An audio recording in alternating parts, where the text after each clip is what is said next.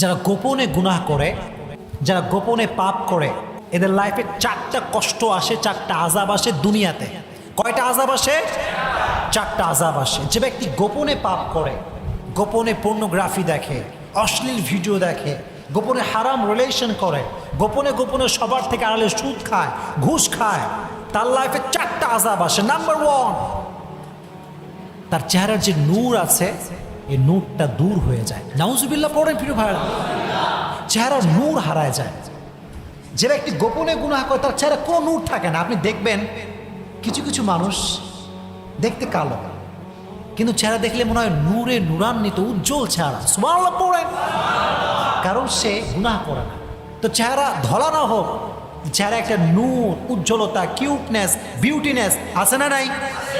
গুনাহ করে না গোপনে।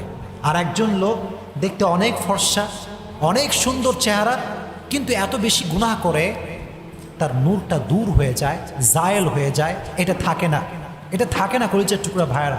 এই জন্য গোপনে যে গুনাহ করে তার চেহারার নূর আল্লাহ কেড়ে নেয়। আল্লাহ তুমি আমাদের সবাইকে গোপন গুনার থেকে হেফাজত করো, সকলে পড়না আমিন।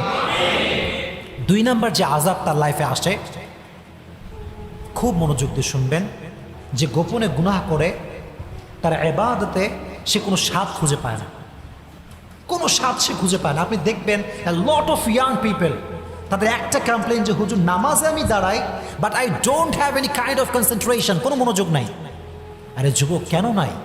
আস্ক ইউরসেলফ, কেন নাই? কারণ তুমি গোপনে এমন গুনাহ করো, বাজে ভিডিও দেখো, পর্নোগ্রাফি দেখো, তোমার মনে তো স্বাদ থাকবেই না, মন তো মরে যাবে ভাই, মনটা মরে যাবে।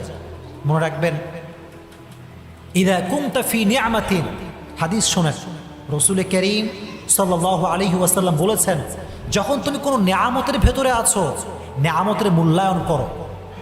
যদি তুমি নিয়ামতের মূল্যায়ন না করে গুনাহের দিকে চলে যাও, ফাইন্নাল যুনুব তাজিলুন নিআম, এই গুনাহ তোমাকে নিয়ামত থেকে বঞ্চিত করে দিবে। তো ইবাদতের স্বাদ থাকা এটা বড় একটা নিয়ামত। তো আপনি যদি গোপনে গুনাহ করতেই থাকেন, সুদ খেতেই থাকেন, জেনা করতেই থাকেন, পর্নোগ্রাফি দেখতেই থাকেন, কোনো মেয়ের সঙ্গে হারাম সম্পর্কে জড়িয়েই থাকেন, আপনি সব জায়গায় স্বাদ পেলেও আল্লাহর সামনে দাঁড়ালে আপনি কোনো স্বাদ পাবেন না, মনটা মরে যাবে, মনটা মরে যাবে আপনার। আল্লাহ তাআলা গোপন গুনার থেকে আমাদের সবাইকে হেফাজত করুন, সকলে পড়েন আমিন। দুই নাম্বার। তিন নাম্বার যেই আযাবটা আসে আমাদের লাইফ, সেটা হচ্ছে মেন্টাল যে পিস, মানসিক যে শান্তি, এটা আমরা হারাই ফেলি। অস্থির অস্থির অস্থির, অলওয়েজ অস্থির। কিরে ভাই, এত অস্থির কেন ভাই? ওই যে গুনাহ করছেন,